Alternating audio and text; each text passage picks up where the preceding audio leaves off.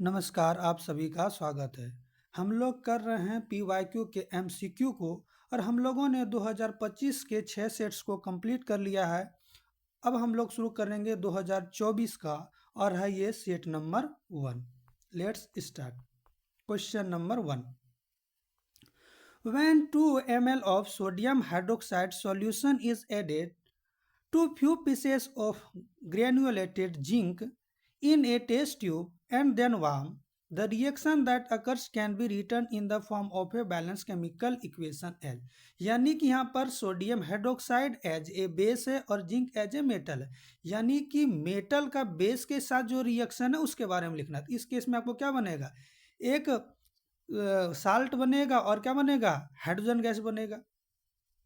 तो इस तरीके से आप देखेंगे सारे ऑप्शन को गौर से, तो इसमें से दो ऑप्शन में तो H2O दे रखा था जो कि पॉसिबल है नहीं, बनेगा हाइड्रोजन। तो दो यानी बी और सी में हाइड्रोजन है। बाद में की और एक बात ध्यान रखेंगे, इस वाले केस में आपको बनता है सोडियम जिंकेट और उसका फार्मूला यदि आपको ध्यान हो तो होता है Na2ZnO2। तो यदि आप देखेंगे तो केवल और केवल ऑप्शन नंबर बी में ऐसा दे रखा है, तो हम लोग का जो सही इक्वेशन हो जाएगा वो ऑप्शन नंबर 2 यानी कि बी वाला हो जाएगा। 2NaOH प्लस Zn बनेगा प्रोडक्ट में Na2ZnO2 plus H2। Select from the following a decomposition reaction in which source of energy for decomposition is light। यानी कि डिकम्पोजिशन हम लोग के बुक में 3 तरह का दिया हुआ है। पहला क्या है, यानी कि हीट है, फिर इलेक्ट्रिसिटी है और एक सनलाइट है। तो आपको पूछा है इसमें किसका, सनलाइट का। और सनलाइट का भी बुक में 2 एग्जाम्पल है, सिल्वर क्लोराइड का और सिल्वर ब्रोमाइड का। तो इसमें देखेंगे तो ऑप्शन नंबर सी में आपके पास है AgBr, जो कि प्रोडक्ट में बन जाता है आपका Ag और Br। तो इस तरीके से हम लोग का हो जाएगा option number C. A metal and a non-metal that exist in liquid state at room temperature are respectively। यानी कि दोनों में, मेटल में भी एक लिक्विड स्टेट में पाया जाता है और नॉन मेटल में भी एक मेटल जो है, सॉरी नॉन मेटल वाला भी एक लिक्विड स्टेट में पाया जाता है। तो कौन है, तो मेटल में जो है वो आपका हो जाता है मरकरी और नॉन मेटल में क्या है वो ब्रोमीन। तो option number C. Carbon compounds, यानी कार्बन कंपाउंड्स के बारे में जो करेक्टर है उसके बारे में देखना है। तो are good conductors of electricity, नहीं। Are bad conductor of electricity और पुअर कंडक्टर ऑफ इलेक्ट्रिसिटी, ये सही है। बैड कंडक्टर ऑफ, ठीक है, वो केवल जो आपका जो है ग्रेफाइट करता है थोड़ा सा conduct. Have strong force of attraction between their molecules, false. Have weak force of attraction between their molecules, ये आपका करेक्ट है। यानी कि आपका 2 ऑप्शन इसमें सही है, यानी कि option number 2 are bad conductor of electricity और fourth number have weak forces of attraction between their molecules, यानी कि 2 and 4 जिस ऑप्शन में है वो जगह 2 and 4 option number C. Consider the following compounds, ferrous sulphate, copper sulphate, calcium sulphate, sodium carbonate। The compound having maximum number of water of crystallization in its crystalline form in one molecule। तो सबसे ज्यादा आपका water of crystallization का जो number होता है वो किसमें होता है, सोडियम कार्बोनेट यानी कि 10H2O के साथ होता है। तो ऑप्शन नंबर आपका डी हो जाएगा, सोडियम कार्बोनेट 10H2O के साथ। Oxides of aluminium and zinc are. तो जनरली हम देखेंगे तो मेटल के जो ऑक्साइड्स होते हैं उनका नेचर क्या होता है, बेसिक होता है। लेकिन वैसे मेटल ऑक्साइड जिनका नेचर एसिडिक और बेसिक दोनों शो कर सकता है उसको हम लोग बोलते हैं एम्फोट्रिक। और एल्युमिनियम और जिंक दोनों को शो करता है, इसलिए हम लोग हो जाएगा amphoteric oxide. MnO2 plus 4HCl product में है MnCl2 plus 2H2 plus chlorine gas. The reaction given above is a redox reaction because in this case, यानी कि ये रेडॉक्स रिएक्शन है। रेडॉक्स का मतलब जिसमें ऑक्सीडेशन भी हो और रिडक्शन भी हो। तो आप देखेंगे MnO2 में ऑक्सीजन है लेकिन आपका प्रोडक्ट साइड में MnCl2 हो गया, यानी कि यहाँ से ऑक्सीजन हट गया। तो ये आपका इसका क्या हो गया, MnO2 का रिडक्शन। और HCl का केस में इसका Cl हट गया और H में ऑक्सीजन जुट गया, इसमें इसका क्या हो गया, ऑक्सीजन का जुटना ऑक्सीडेशन, यानी कि MnO2 is reduced and HCl is oxidised. तो हो जाएगा option number D. Consider the following statements. The sex of a child is determined by what it inherits from the mother. नहीं, the sex of a child is determined by what it inherits from the father. Correct. The probability of having a male child is more than that of a female child. नहीं, ये तो 50-50 होता है. The sex of a child is determined at the time of fertilization when male and female gamete fuse to form a zygote. Correct है, यानी कि इस समय डिसाइड होता है। तो इस तरीके से ऑप्शन नंबर 2 एंड 4 सही होगा। 2 एंड 4 आपका ऑप्शन नंबर बी में। Chromosomes carry hereditary information from parents to the next generation, ये सही है। Are thread light structure located inside the nucleus of an animal. Thread light structure को तो chromatin बोलते हैं, लेकिन अरेंज हो जाता है तब ये क्रोमोसोम कहलाता है। Always exist in pair in human reproductive cell, नहीं, रिप्रोडक्टिव सेल में ये पेयर में नहीं रहते।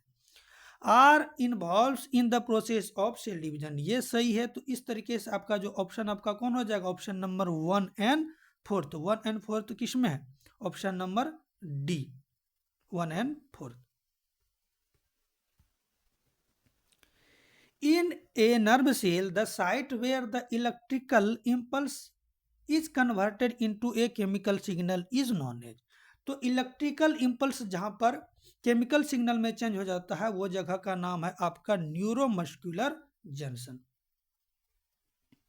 जिन लोगों ने अब तक चैनल को सब्सक्राइब नहीं किया है, चैनल को सब्सक्राइब करें और ज़्यादा से ज़्यादा शेयर करें ताकि ज़्यादातर लोगों को पास पहुंच सके और वो भी इस उसका अच्छे तरीके से रिवीजन हो सके for board exam 2026।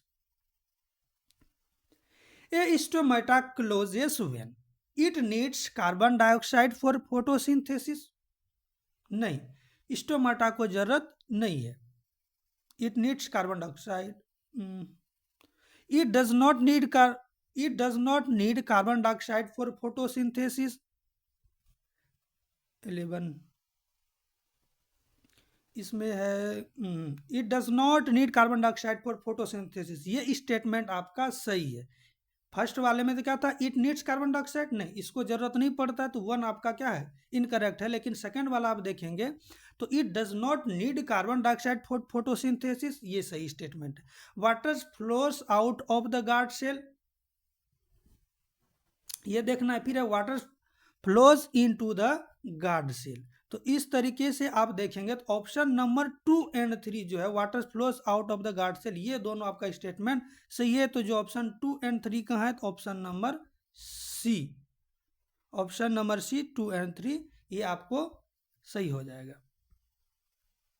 Eight what distance from a convex lens should an object be placed to get an image of the same size as that of the image on a screen. इसमें convex lens के बारे में पूछा। यदि आप ध्यान करेंगे concave mirror का, तो उस केस में किस में सेम साइज का ऑब्जेक्ट बनता है, इमेज बनता है, तो वह आपका सी पर, यानी कि सी पर रखेंगे तो उसमें सी पर बनता है। तो उसी तरीके से उस जो नेचर आपका कॉनकेव मिरर का होता है, इसमें क्या होता है, कॉन्वेक्स लेंस का होता है। यानी कि आपको जो इसमें सी के तरह कार्य कर वो है आपका क्या, 2f2, यानी कि फोकस का डबल। तो आप कर सकते हो at twice the focal length of the lens, option number C.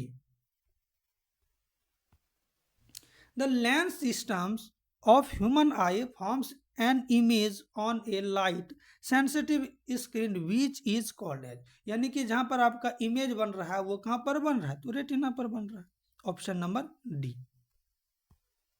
The pattern of magnetic field produced in a current carrying solenoid is, तो आपका हो जाएगा ऑप्शन नंबर ए।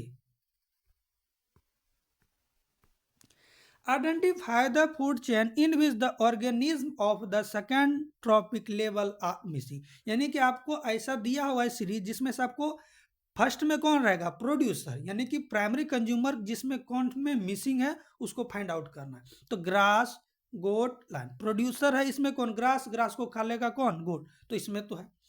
जू plankton, phytoplankton, small fish, large fish. तो इसमें जो आप देखेंगे जो यानी कि प्रोड्यूसर के रूप में कार्य करेगा फाइटोप्लैंकटन, इसको कंज्यूम करेगा जू प्लैंकटन, तो ये भी सही है।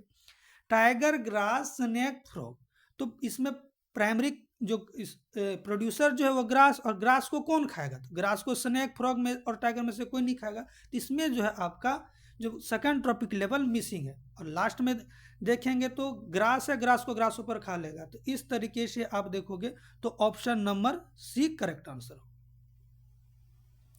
In which of the following organism multiple fission is a means of asexual reproduction?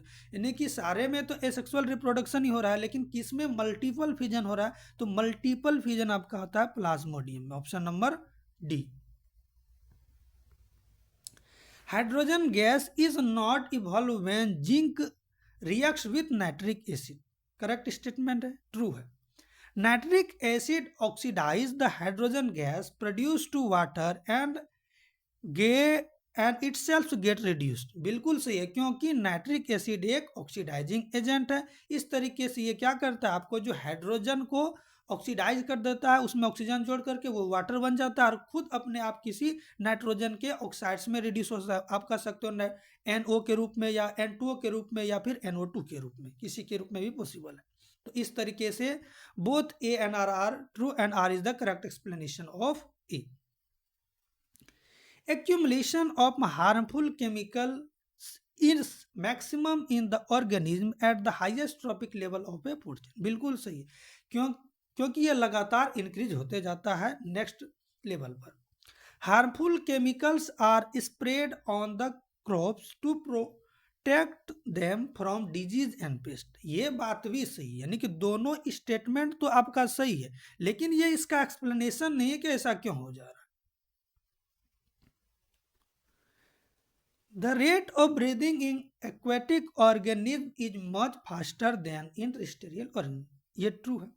The amount of oxygen dissolved in water is very high as compared to amount of oxygen in air, ये नहीं है, वहाँ कम है, इसलिए तो उसको oxygen को पूरा करने के लिए तेजी तेजी से सांस लेना पड़ रहा है। इस तरीके से assertion is true, reason is false.